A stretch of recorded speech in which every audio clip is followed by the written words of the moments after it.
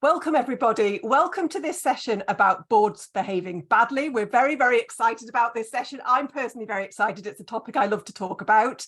I'm Penny from Getting on Board, and this is part of our Trustee Learning Programme. So before I hand over to Frances Brown, who's chairing today's session, a few bits of housekeeping. So you will have seen that we are recording this session. You'll get a link to a Zoom recording afterwards. That recording will include anything that you type in the chat into the group messages in the chat. So bear that in mind if you're commenting and asking questions. You might want to keep any examples anonymous, particularly on this topic. The session will also be put onto YouTube. That recording won't include the chat. You've been muted on arrival. Please stay muted unless Frances calls on you to ask a question. That just keeps the airways nice and clear for everybody to be able to hear properly. We've enabled closed captions at our end, so if you want to use subtitles, just click the closed captions button on your device. Please absolutely use the chat. We would love to hear your questions. We'd love to hear why you've come tonight, which hats you're wearing, where you are in the country, what kind of organisation you've come from. That just really helps us with the session, and it makes it really interesting for everybody attending as well to see where we've all come from.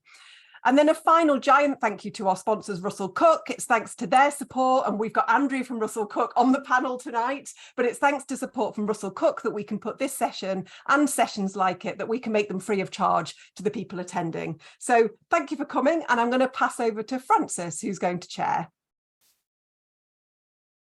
Good afternoon, everybody. Thank you for joining us on what was promised to be a hair-raising session around board behaviours. So hopefully we're not going to just focus on the bad board behaviours, but we're going to talk a bit about what good behaviour looks like. So I just want to start by getting the panel to introduce themselves, but before I do that, I just want to frame the session.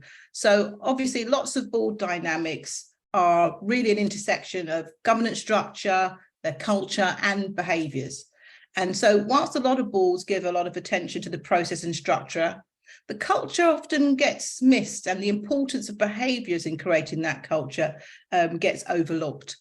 So we want to take the opportunity to make sure that we're not ignoring that really important aspect of board effectiveness and covering that today. So I'm going to start by asking Andrew, would you like to introduce yourself? Hello, my name is Andrew Studd. I'm a partner in the charity team at Russell Cook. Very proud to be sponsoring Getting on Board generally and these sessions, and looking forward to comments and conversation.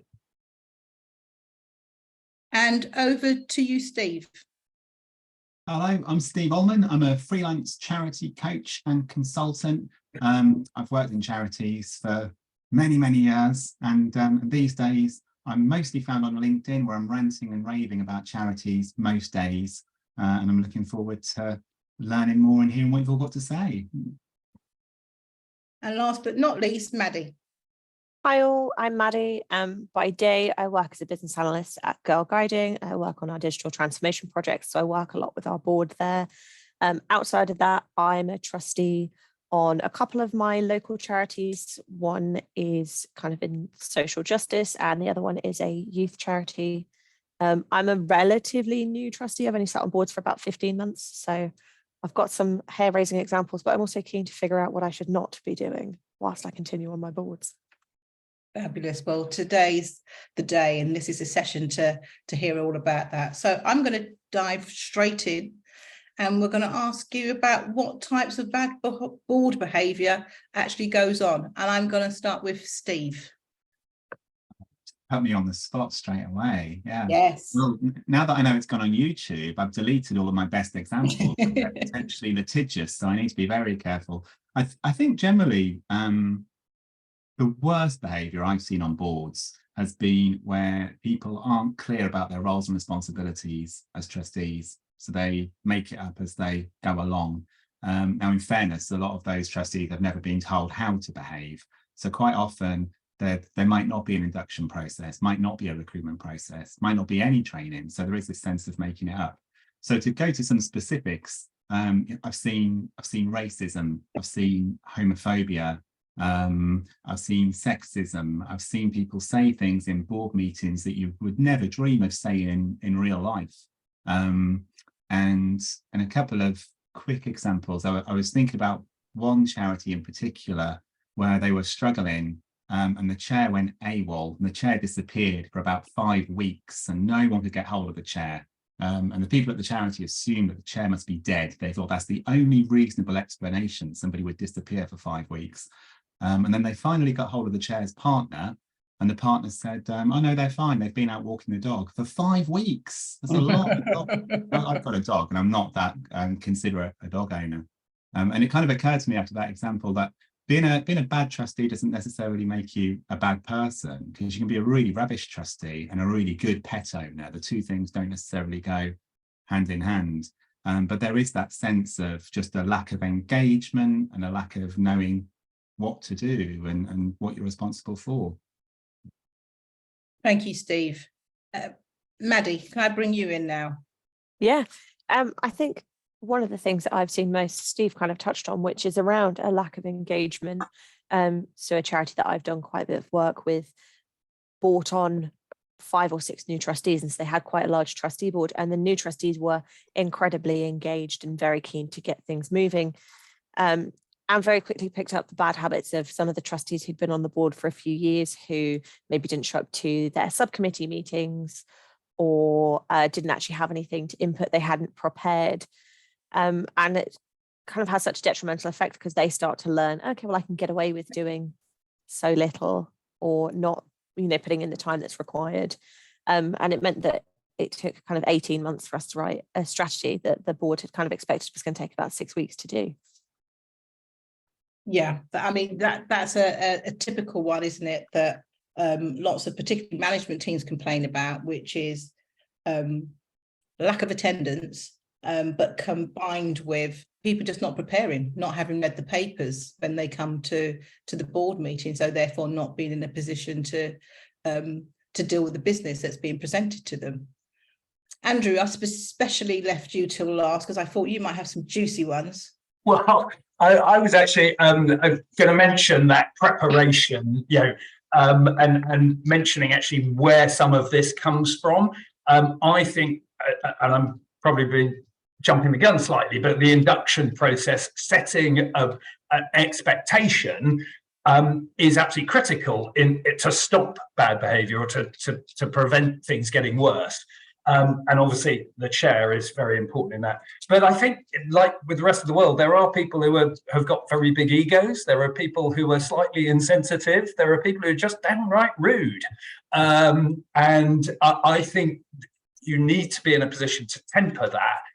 And as I say, again, that must be very much the culture set by the chair in trying to make sure that people are prepared, that they know what their role is, that they understand how people can converse with each other over a table, not talking over other people, allowing people to say their piece, even if you think that piece is not particularly relevant or correct.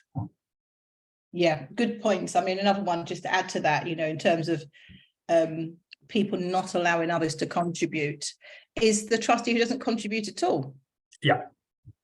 The person who's always silent at the meetings and is just, watching this space. And after a while, you wonder exactly why they offered to turn up.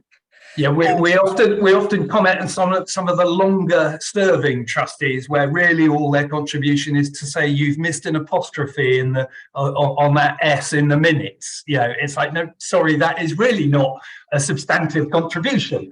So that's the sort of tone where we go, oh, there's the difficult one who's commenting on the minutes.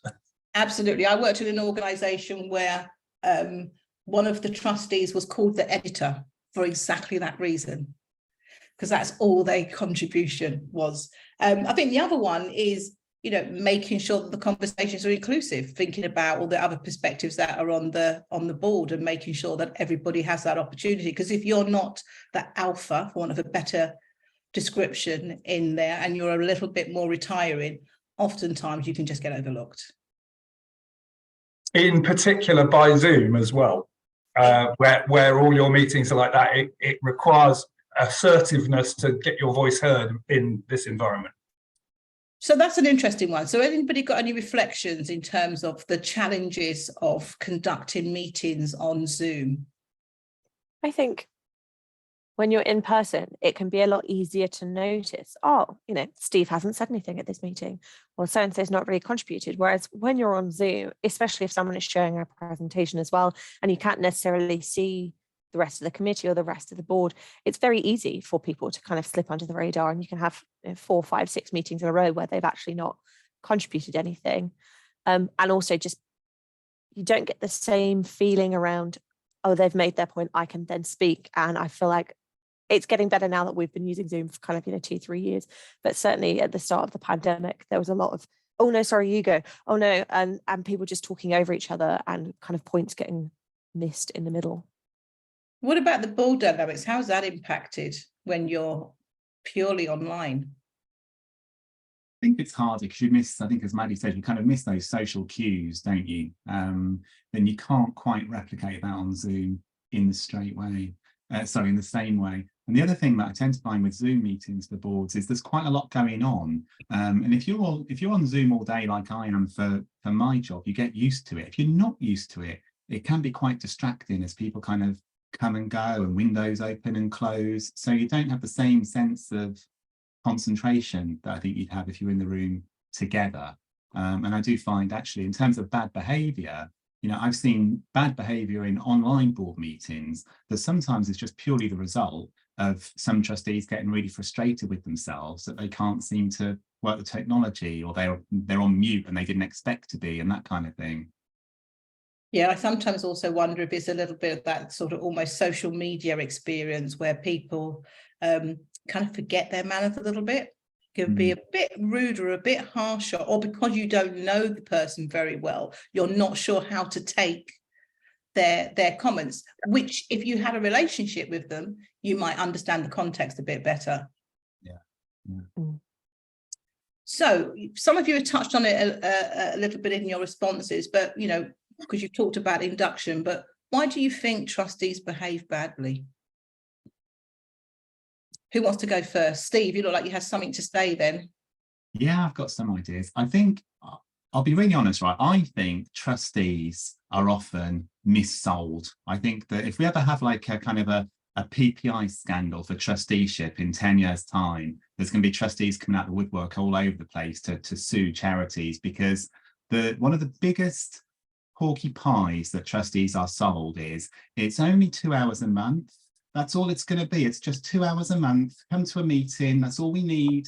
And actually, if you're doing it well and you're engaged, it should be way more than 2 hours a month, whatever size of the charity. So I do think often there's a disconnect between the charity setting the expectations of trusteeship and then the reality that the trustees tend to find when they come in.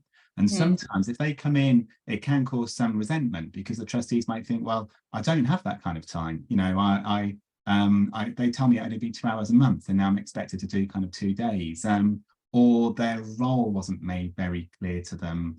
And I tend to find trustees are sometimes with governance training in particular, it's one thing to know all of your legal obligations and your legal responsibilities, but actually that's quite straightforward. You can Google that. How you interact and how you engage as a board, that's more to do with the culture of the charity. And you can't learn that off a PowerPoint. You have to kind of live it and be there and be a part of it.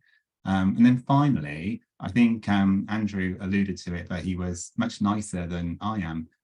Some people are just knobheads. You can't get away from that. So there is kind of a personality element. And if you don't weed out the knobheads with a really good recruitment process and a really good training process, then you're going to be stuck with the knobheads. And, not every board has got one, thankfully, but some boards have got them. And if you're not sure who it is, it might be you. So that's another thing to watch out for as well. Yes. So follow that, Andrew. Well, I'm similar thing. I mean, the culture of the charity is sort of the tone is set by the board. I think that's really important. I think that there's a common culture that people bring their day jobs into their trustee thing. Quite often the day job is very executive, very pushy, pressured. And then you put them in with a non-executive trustee hat. and certainly with organisations where they've got staff and an executive team, there are two things. One, I think, is going beyond that sort of critical friend role. It's really something going wrong. It's pointing the finger and blaming people, whereas actually the buck stops with the trustee board. It doesn't stop with the executive team. So I think there can sometimes be the way things are presented in your day job are not necessarily the same way you present it to as a part of a volunteer trustee board with executive teams who are probably under-resourced and overstretched and all of that sort of thing. So I think we see quite a lot of tension between the trustee board and the executive team, unless that chair CEO relationship is very clear. And also, again, the chair sets the tone to be able to pull somebody back and just say, well, hang on, I don't think you need to be quite so forceful. We are a critical friend, but friend in the main, and critical if we have to be. Yeah, really good points. Maddie, what would you like to add? I think part of what Andrew was saying is something that I've come up against on one of the boards I used to sit on, is a lot of the board. I'm what's very flatteringly described as a young trustee. Don't feel young most days, but I'm sort of 25 years younger than the rest of my board, and they are all in executive positions. They work in these high-flying positions. They're CEOs. They work in investment banking, things like that, and they're so used to being the one who gets to make the decision that actually I found that my voice wasn't listened to. It's like, oh, well, they're young, they don't really know. They'll figure it out at some point. And the other thing that I've seen that's caused issues is where people are doing it because they know that it looks good on paper. It looks great on your CV if you can say, oh, I sit on the board of this charity, particularly if it's one of the larger charities. And they just want it for that. It's not something that they have an investment in or something that they have any real interest in engaging with. They just want to be able to say, well, I sit on a board of directors. Can I just add to that? There is a category of charities where that is so important. Egos prevail above trustee duties, above giving back to society, because there are certain organisations where, if you're in a particular profession or something like that, where being on a body that purports not necessarily to represent the whole profession or something like that, but they're high-powered and influential back into the person's day job. That being on there is more important for other reasons rather than for actually trying to make sure the charity operates in accordance with the law, etc. Really critical point. And I think it goes back to what you were saying, Steve, about the recruitment process and not just recruiting people for skills. And I think that some charities are equally guilty of wanting people to recruit people for their status, rather than, really interrogating what their reasons are for wanting to be part of this charity, what their commitment is to that organisation. Do they understand the values and share the values of the charity? These things can often get overlooked when you are looking at status and you are only joining because you're looking for your next gong. So let's talk about when things go very wrong. So how do we deal with bad behaviour? And I'm going to go to you first, Andrew, because you must see a fair bit of this. Well, I hope you don't call the lawyers first. I mean, really, I hope you don't. It's just a waste of everybody's time and energy. You weaponize the process. So clearly, first port of call is the chair. I mean, I think the chair's role is often underrated in a charity. They're just the person who sits at the end of the table and allows people to speak, but their job is to pull people aside and say, look, I think you were a bit assertive on that point, or you didn't understand this person's sensitivities to that. And again, that feeds back into what people know about each other if you're doing it on Zoom, and what you know about each other if you've been sat in the room together and had a chance to have lunch and a cup of coffee. So definitely the chair is the first sort of port of call. But I think also, and I'm sure somebody else is going to mention the Code of Good Governance for Charities, has a lot about this, has a lot about integrity, about behaviours, about culture, which not every charity follows the code, but I am quite an advocate of it, in a sense that even little charities can have a go at bits of it, and it's designed to be sort of aspirational. You can't necessarily meet all and every of them, but I think if everybody's got something like the code, which is sort of reading between the lines, that actually you should be facilitating discussion, and that really means making sure you've gone around the room and everybody's had their say. If somebody's got real problems with something, you can take that offline. You don't need to infect the whole group with that. And again, that's, I think, a chair's role to say, could we discuss that afterwards, or we'll have a pause and we'll pick that up offline or later or whatever. So I sort of quite like waving the code around, along with the chair, but also the code as being aspirational as to how we should behave as a board. I mean, likewise, I'm a great champion for the Charity Governance Code, because I think it is that companion piece to, the essential trustee, which tells you what your roles and responsibilities are. The Charity Governance Code is really talking about the behaviours and the dynamics and the culture that you should be looking at. And another one, which is often much neglected, is the Charity Ethical Principles that NCVO developed a few years ago. Often overlooked, but some of that has obviously been incorporated into the code in recent years. But another great tool for people to think about the behaviours of the board. Maddie, I'm going to go to you next.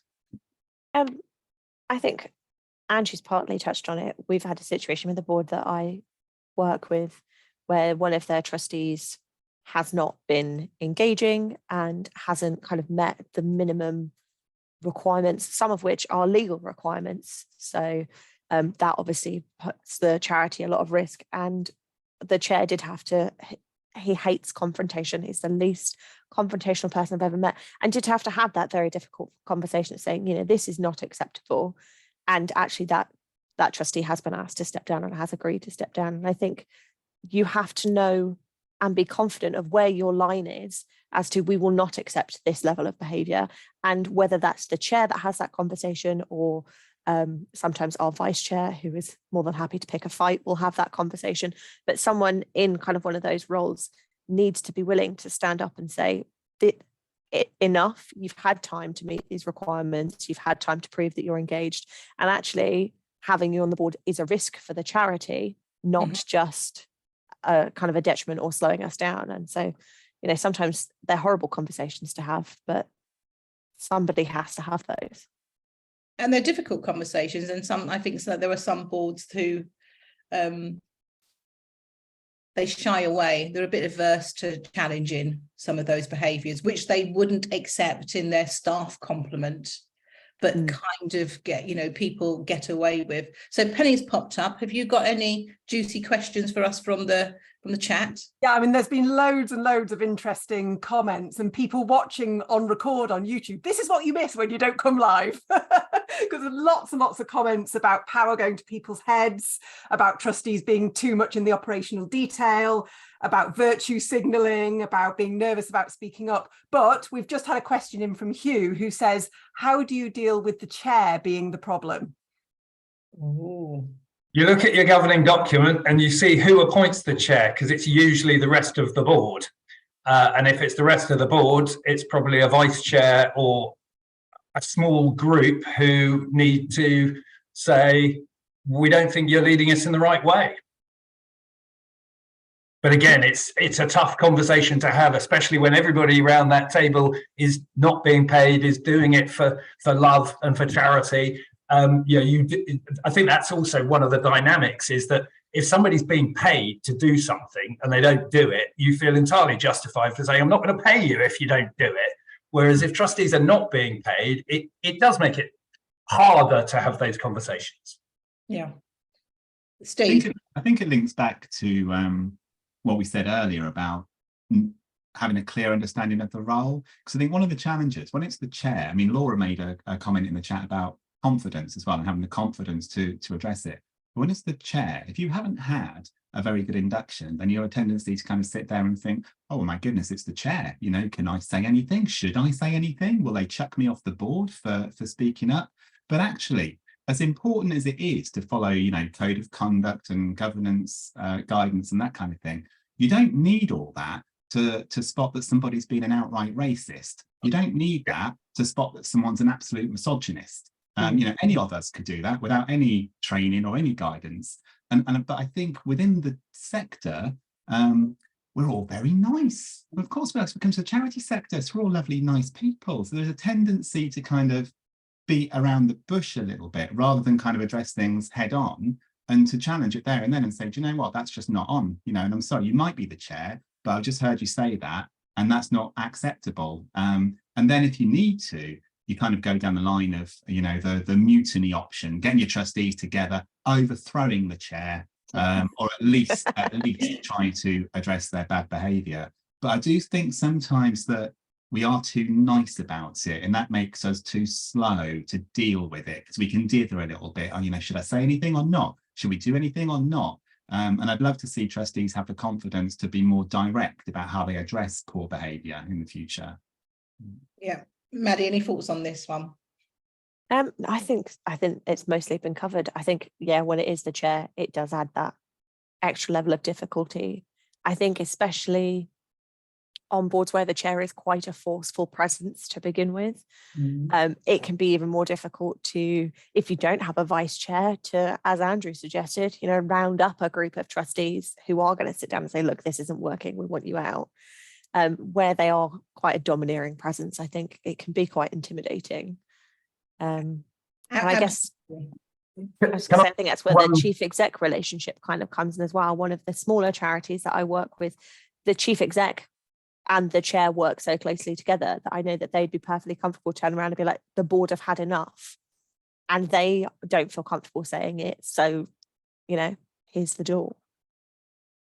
Can I just pick up on something that Maddie said? As a father of two teenage girls, having younger trustees picking out the pale, male and stale older trustees who are fixed in their ways and aren't used to these things.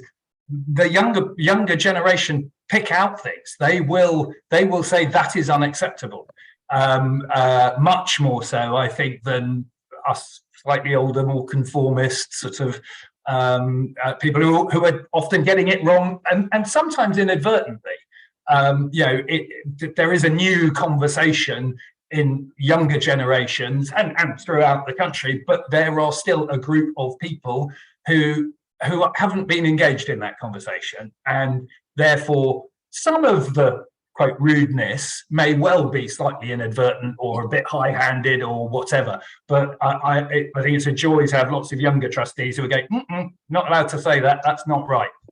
Yeah, I mean, that's a challenging one. I mean, I've worked with boards where there has been a problem when you see a certain unacceptable behaviour, and you know everybody's aware of it because it's a little tumbleweed moment where everybody goes a bit stiff and a bit uncomfortable about what's been said, and everybody's waiting for somebody else to say something. And I used to get slightly tired of being the one who would challenge things. Is it going to be me again? Okay, so it's me again. Because you can then get labelled as, you know, being difficult. But again, that's why Zoom is not as easy to call somebody out on in public. If you're having a break in the middle of the meeting and you're having a cup of tea, you can go up to that person and say, I was slightly shocked by your comment, which brings it to their attention, but doesn't create a big hoo-ha about it in front of everybody else, which then you become much more intransigent because that person tries to defend themselves and say, well, that's not what I meant, blah, blah, blah, blah, blah, blah. So Zoom has its restrictions for that perspective as well.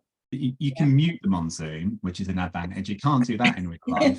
I can remember after the pandemic going back to certain board meetings thinking, I wish we could just mute people. That would be a lot easier.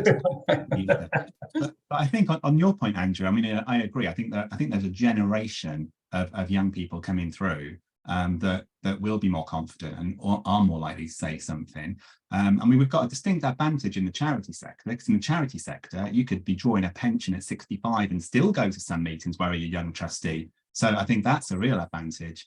But also, I do think there's an issue around psychological safety, in that not every young person will automatically feel that they've got the psychological safety or the confidence to speak up. And it might be because, you know, they feel that they're from a particular group, or they're unrepresented, or you know, that whatever it might be. And I think that's back to the charity and the board in particular taking responsibility for the culture and making it really clear all the time at every meeting. Look, it doesn't matter if anyone disagrees with us. It doesn't matter if you want to challenge anything that you hear about in this meeting. It is okay for you to say so. It's okay for you to speak up. And I think in reality, that's probably going to fall to the chair as the person who's taking that meeting. Absolutely. And just to add to it, I think sometimes one of the challenges is when people are appointed because of a demographic that they represent, and then get pigeonholed based on that demographic. Yeah. So if we're talking about issues to do with young people, of course, everybody whips their head around and looks at the young person in the room, but anything else is not seen as their domain. And that happens for other marginalised communities as well, who are present in board meetings, often getting marginalised in terms of what people think their contribution could be or should be. Penny, you've popped up again. I have, because David has asked us to touch on founder syndrome. And David, I wonder if you're happy to unmute yourself and speak to that. Shake your head if you're not. You are. Can you hear me? Yes. Yes. Now, I work for the Cranfield Trust, which is an organisation who provides current or ex-management consultants to support smaller local charities on a pro bono basis. And I'm currently working with one and just finished with another where founder syndrome, and I hope there's no one from a charity present, but I don't think there is a real problem. It's a barrier to change. All charities do need to evolve. The environment they operate in, the beneficiaries, how they're reached, even competition from other statutory bodies or charities is always changing. But I think sometimes the founders are so vested in what they have created and so influential, so they may have, if you like, recruited some other trustees. They're probably still on the board, if not chairman of trustees, and it's very difficult to get real change, particularly if the executive team, who are probably very good at delivering the purpose of the charity in their own sphere, but may not be professional managers, confident, you know, from a sort of a corporate type background. Sometimes it's hard to break through and get this change. How do we sort of influence founders to try and see that the world has changed? Great question. So who'd like to dive in on this one? It's a thorny issue. I'll kick us off if you want. Yes, please. This is something that we've started to fear that we're running up against in one of the boards that I work with, where the founder is still very much involved, and we are very aware of the fact that without the founder, the charity wouldn't have existed for the last 10 years. But we are looking at shifting the way we do things or changing our provisions slightly. And one of the ways that we've managed to start to shape it is, as part of our annual review of all of our policies and everything, we've also started to include an annual review of our charity objects that we're registered against. And so we can see, does this still feel right? And so because we're doing it more regularly, and the board have been doing this for a while, they've started to almost sneak through smaller changes. So it means that the founder still feels like they're involved and they're very much the lead of the charity, but the board has been able to, you know, suggest maybe we should do it this way. Have we thought about expanding our provision into this area? And just by including it in that annual review cycle where we look at everything, the strategy, all of our policies and things like that, I think it feels less like an attack than it might do otherwise, because it's just part of our annual review cycle at that point. Yeah, that's a great point. Anybody else want to add anything to this one? Well, I'd refer back to the code again, which has got terms of office which suggests 3 + 3 and +3, and exceptional circumstances only, which the founder will probably say they are exceptional circumstances. But I think, as you say, Maddie, it is slowly, gradually. If you want to avoid a bust up, because founders feel even more passionate about the charity they set up than your average charity trustee. So it is a difficult one. It's a known issue. We all know it's there.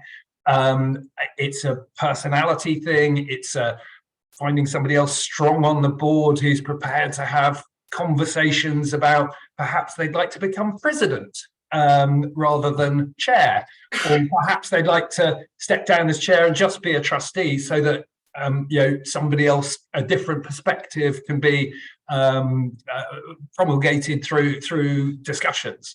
But it's a really tricky one, a known problem that is hard to resolve. Yeah. Is there anything you want to add to that, Steve? Yeah, I think a lot of the time, I think founders get a bad rep, to be fair. And I think a lot of the time it comes down to whether or not the founder is the one who chose to move on. Because sometimes it is the case that they've made their own decision. Sometimes it's the case that they're the person who's getting in the charity's way and has failed to see it.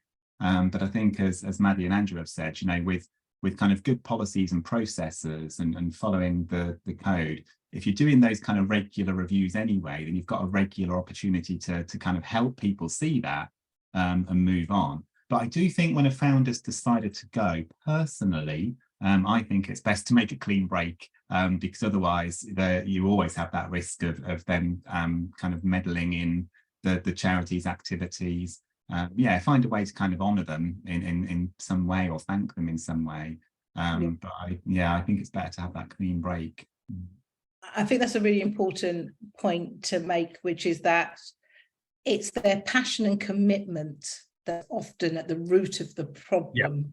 And so that needs to be honoured and recognised in some way. But I would definitely go back to the point you made, Andrew. I think it's all about terms of office and making sure that you've got a really strong constitution and guidance, which has processes which apply to all, and don't, but persuading the founder who might not like that to include that in the in your articles can be a challenge. But you've got to remember that boards make collective decisions. They should be making collective decisions, and if the rest of the board is just being swayed constantly by the founder, then there's probably not enough strength and grit in that board. But that's often what the founders do. Certainly when we have somebody who comes and says, I'd like to set up a charity to do this, that, and the other, quite often there are certainly if some of their personal money is going into it, there's quite often a provision that says the trustees, except for the founder, will retire every 3 years. Which does create an issue, and then there's the sort of slightly deference thing as well. So I do think every founder is slightly different, as Steve was sort of alluding to, that it depends how they became the founder, in that sense, what their motivation is. They may be actually, you see charities where the founder goes, that the charity collapses afterwards, because they are all the energy, all the connections, all the drive in that organisation. So it works both ways. Yeah, that's a good point to move on from.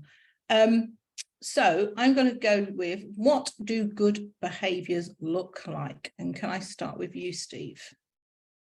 And I knew you were going to come to me, Francis, because I just realised it's the only question that I didn't prepare for. So we're going to freestyle this. Yeah. Go for it. I just saw a gap on my questions and I thought, I haven't got that one. I think good behaviours, I think generally just not being a knobhead. I mean, that's honestly the best kind of one-liner I can come up with. And by that, I mean, just be respectful of other people who are on the board, and remember that it's not all about you, it's about the charity. And I think too often when you see those bad behaviours, that's because you've got certain trustees who are really struggling to put the charity's needs ahead of their own beliefs or their own views, and they get really kind of hung up on, well, nobody's listening to me, and this is what I think, and why can't I get you all to agree? And that's kind of where you get into real conflict.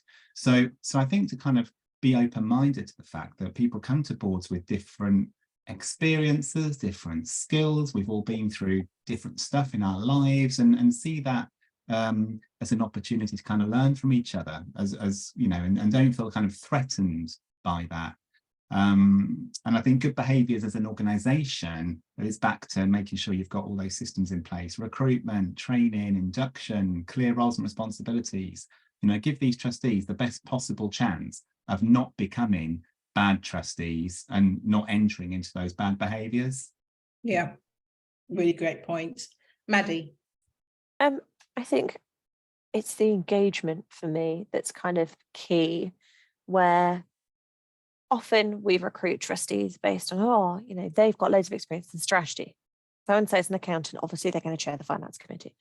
But making sure that that is something that they are actually willing to do. Maybe they are an accountant and they want to join the board and not have to do the finances, so they have a break from their day job. And just having these kind of clear conversations, like Steve said, what's the role actually going to be? What's required of you? Where do you feel like your expertise is going to be best suited? So that people do have that buy-in, and it's not a, oh God, I've got to go do the accounts again. And just making sure that it is a regular review. So something one of my boards does is every 6 months, the vice chair meets individually with every trustee to see how they're doing, whether they've had any problems, if there's areas that they'd like to maybe improve their skills in. So I could say, I know nothing about finance. Can I shadow the treasurer for the next 6 months?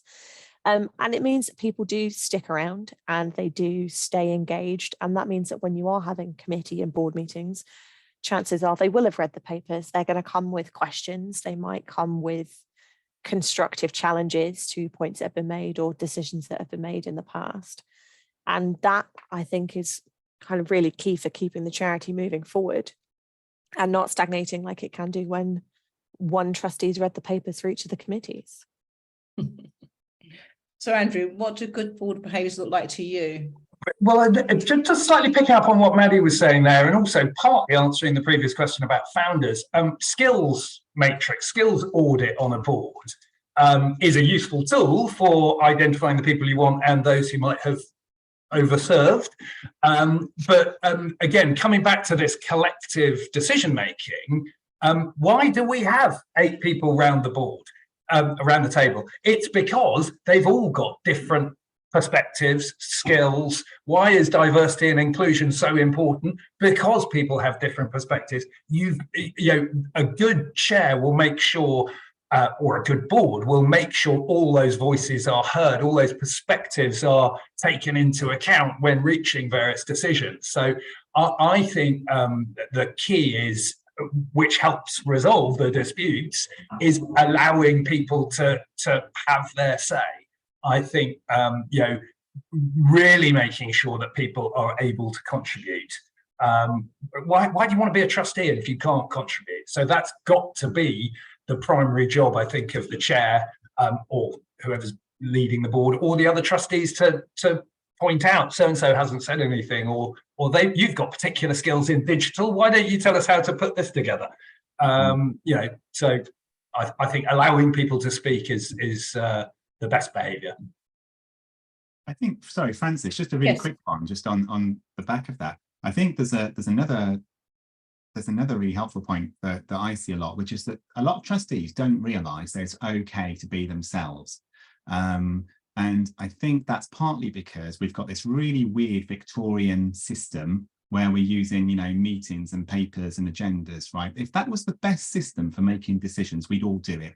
If me and my wife were going to paint the lounge and we couldn't decide between white or blue, you know, I'm not going to say like, well, I'll send you an agenda and I'll put all the options on there and I've prepared a paper and we can sit down at this time, because it's the most ridiculous way to make a decision. We'd have a real conversation, thrash it out probably, because we rarely agree on what colour to paint anything, and we'd arrive at a decision. But with trustees, a lot of the time when I go and do workshops with them, I could quite easily just stand up at the start of it and say, you know, it is okay to have a real conversation. It doesn't always have to be through a meeting. It doesn't always have to be through an email. And you can kind of feel this kind of sense of relief in the room, and people are like, oh, good, okay. So I think in terms of good behaviour, there is something about giving trustees the opportunity to have real conversations outside of meetings, so that you're not completely restricted by a 30-item agenda for 2 hours once a month. And that would encourage a lot of the other stuff that we talked about in terms of engagement and people being able to use their skills and experience as well. I've heard a few conversations recently amongst boards about, can we think about changing the style in which information is presented and provided? And we also forget that, you know, we all have different styles. We have different learning styles. You know, taking in, you know, tomes and reading them and then coming back to a meeting is not necessarily the thing that works for everybody. If you're, you know, if you're kinetic or you're visual, that's not going to be the thing that works for you. And I think it's quite a challenge at the moment for boards to move away from that style, because for every trustee that wants to, let's have a conversation, let's have a presentation and then a discussion, there is somebody who wants it all backed up by a good paper. Yeah. And that is quite a challenge for boards. I think that's, sorry to butt in, over speaking over people in good manners, but I think actually that's one of the things that boards can do for executive teams, is really be very clear about what information they need. Is it a decision? Is it for information? Why am I looking at this? What's the issue behind it, and how best to present that? And I think sometimes boards get frustrated because they get a paper and they don't really know what they're meant to do with it. But that's because they haven't set the parameters for, you know, is this information only? Is this for a decision? How are we going to arrange our business? Because that also is a source of frustration and anger and stress and tension. Absolutely. Well, that takes us neatly into the next question that I was going to ask, which is what can be done about improving behaviour in the boardroom? And I think just, you know, something as you've just described is a way to help the behaviours in the board. Anything else you want to contribute? What can be done to help improve behaviours? I think for me, in having joined 2 boards in the last year and being able to kind of compare and contrast what it was like as someone who's not in an executive role and isn't used to reading reams and reams of paperwork before I have to go to a meeting, I think Steve kind of hit the nail on the head with induction and training. So one of the boards that I sit on now did kind of 2 half days, and one of them was, this is what it's actually like being a trustee. We got, you know, sample papers. This is what it's going to be like. And then also going over, you know, these are the legal requirements of being a trustee. It's a youth charity, so we obviously have additional safeguarding requirements that we have to meet, and doing those in person, so that at the same time as we were kind of getting our head around the role, if we were new or it was a refresher for the rest of the board, we also started to build those relationships that you just don't get over Zoom. And we do 50% of our board meetings for that charity in person. And we always try and go for a drink or a meal or both afterwards, because it does then extend that relationship. And by getting to know people, you kind of pick up more on their expertise. And also, I think you just tend to have, or it certainly feels like there's more respect when you've spent time with people than if you've just sat opposite them on a computer screen, because they are more like an actual person and not just a floating head. So I think that's been really beneficial for kind of revitalizing an existing board whilst also getting new trustees in. Great tips. Steve? I think, yeah, without banging on about induction again, we've said enough about induction. Recruitment, get the right people in and be realistic with them about your expectations. I think that would really help, so that people come in with a really good understanding of the role. And then the training, like I said before, not just governance, but something that really gets under the skin about, you know, what kind of a board do you want to be? And what kind of a board does the charity need? Because actually, depending on the charity's mission and vision, they might need a completely different kind of board. You know, what you need when you're less than 50 grand turnover is completely different to what you need over 1 million and beyond. So I think there's something there about trying to connect the trustees with the cause. And also my big soapbox at the moment is just, as Maddie was saying, just find a way to engage outside of meetings. Don't get these brilliant people in and then expect them to perform for 2 hours once a month. I was at a local charity this morning, and they're having some building work done, and there was a guy turned up to kind of have a look at the building work just to see how they're getting on. And then I realized that he was a trustee. You know, and even after kind of 25 years in the sector, I did a double take, almost broke my neck. Like, well, what, you just come? Nobody invited you. There was no kind of embossed invitation. You just thought you'd turn up and have a look. You know, so much more of that, just natural engagement, I think would really help to iron out some of these bad behaviours that we see so much of. Yeah. Is there anything else you wanted to add, Andrew, to that? Well, I'm just expanding on that. I think generally, you know, sometimes you do get trustee boards who don't know really what the staff are or are they doing. You know, they might know the finance director and the CEO because they turn up to the meeting. So actually, you know, having a morning where the trustees can come in and wander around and meet people who are doing fundraising or meet people, and this is obviously alluding to a larger charity rather than a smaller charity. But then I go back to lots of things we talked about, induction, the role of the chair. Yeah, those are the key points, I think. Expectation management. And I just want to add, there's a comment coming from Shelley Hart in the chat room, and that's about the board leading by example and really setting the tone. You know, that's a great compliment to robust induction and training, is absolutely leading by example. So let's swiftly move on to, what are your top tips for preventing bad behaviour in the first place? Who wants to kick off? I was going to say something. Yeah, I was going to say something about biscuits for the last point, but I'm going to go with it here instead. I'll try and shoehorn a biscuit reference into anything I ever do. But if you're a trustee and you're not sure about the behaviour of your board, the best way for you to find out is when you go and visit the charity, when you're going for a meeting or anything, you have to look at the quality of the biscuits that they're presenting you with. Now, people think I joke about this, but I'm deadly serious. If you get really, really good biscuits when you're going, like really posh biscuits, then that means that the team probably perceive you to be a bit more removed. And you visiting is like a royal visit. So they're thinking, oh, the trustees are coming in, we better get some really good biscuits in. Now, if you go in and nobody kind of turns around and they just give you the soggy digestives that have been there for the last 4 weeks, that means you must be really engaged because they're used to you coming in, and it's just like, oh, it's just Penny coming in again for a look around. So I think there's something there about, in terms of the top tips, to shoehorn my biscuit reference in. Look at your biscuits. That's my top tip. And try and engage with the charity in a meaningful way, in a regular way, so that it doesn't feel like it's some big royal visit every time you have to go there. It should feel just really natural and just part and parcel of what you do in your role. Great tip. I'm going to be watching the biscuits carefully from now on. I think my waistline says I need fruit, not biscuits.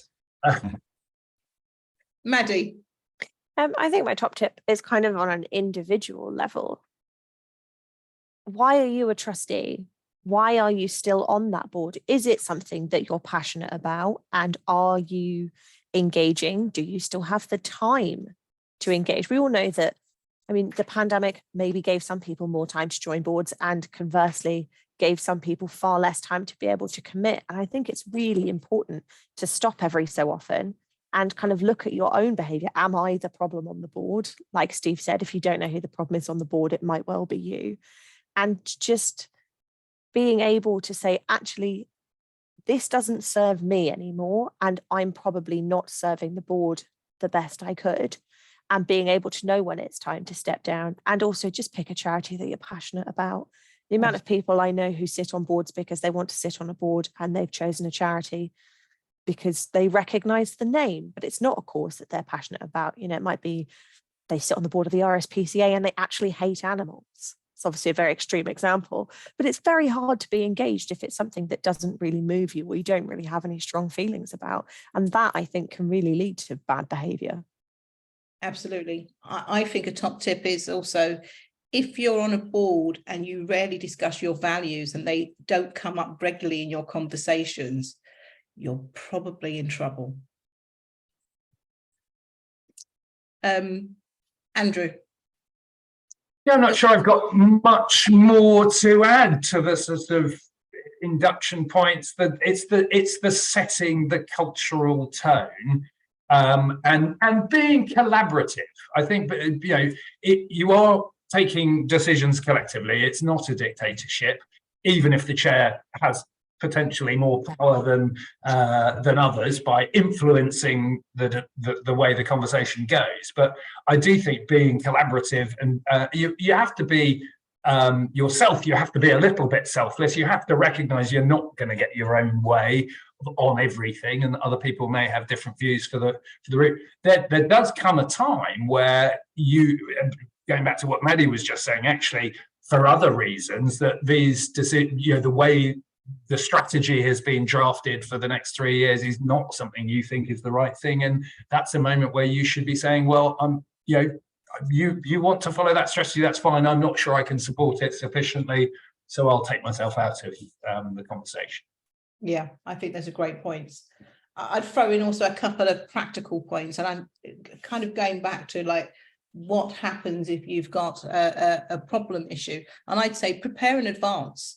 So, for example, you want to have your code of conduct in place when people are being appointed, so they understand your expectations around behaviours, not when you've actually got an issue and now you're trying to put in place a code of conduct because you're dealing with a live issue. Always better to have those conversations at the highs rather than the lows of the organisation.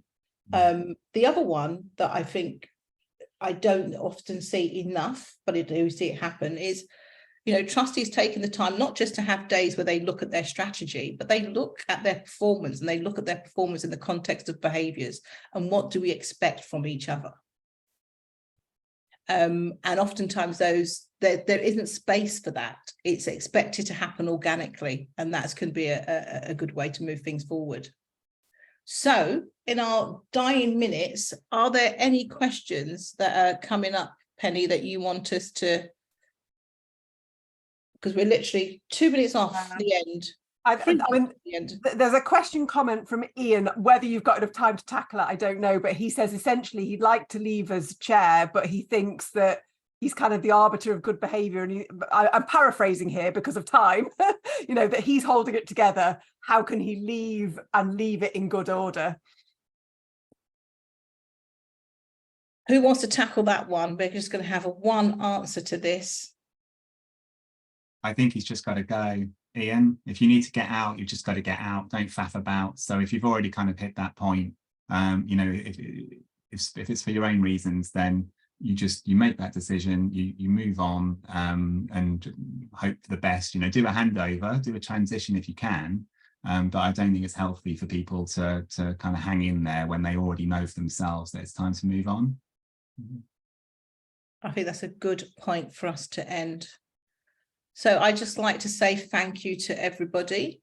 I think that was a great conversation, and hand back to Penny to close the session. Thank you all so much, Francis, Andrew, Steve and Maddie, and to all the people who commented in the chat. Loads and loads of helpful tips in the chat as well. Great session, thank you. I've posted a link to our evaluation form. Please tell us what you thought of this session. There's also a box on that form to let us know what other sessions you might like. So all of our sessions are for and about trustees, all on trustee issues. So please do tell us if you've got ideas for other useful 1 hour introductory sessions. A huge thank you to Russell Cook again. Their sponsorship enables us to put these sessions on for free, which is wonderful. And then just a couple of bits and bobs about how else getting on board can help you. So I've put a link also to the rest of the Trustee Learning Programme. I think we've got one more session before the summer break, but some of the autumn sessions are live already, and we've got an absolutely cracking autumn programme coming up, which we're beavering about in the background. So either sign up to the Getting On Board newsletter or subscribe to our via that Eventbrite link, and then you'll get a ping when they're all live. We've got some really good free guides on the website, so gettingonboard.org. We've got a guide to becoming a trustee. We've got a couple of guides to how to recruit trustees. And then finally, let me just tell you about the Festival of Trusteeship. So Trustees Week in November, which is the week of the 6th of November this year, we have 22 events all about trustee issues. The aspiring trustee strand will be free again this year, and you can buy a weekly pass to attend as many of those events as you like. At the moment, we've got it for the bargain price of £15, and it will be the £25 by the time it's festival week. So it's hardly going to be very expensive. But if you want to bag a bargain at this stage, you can find that on our Eventbrite page as well. So good evening, everybody. Have a lovely evening, and thank you again to our brilliant panel. Thank you. Thank you. Thank Bye you. then. Thank you. Bye-bye.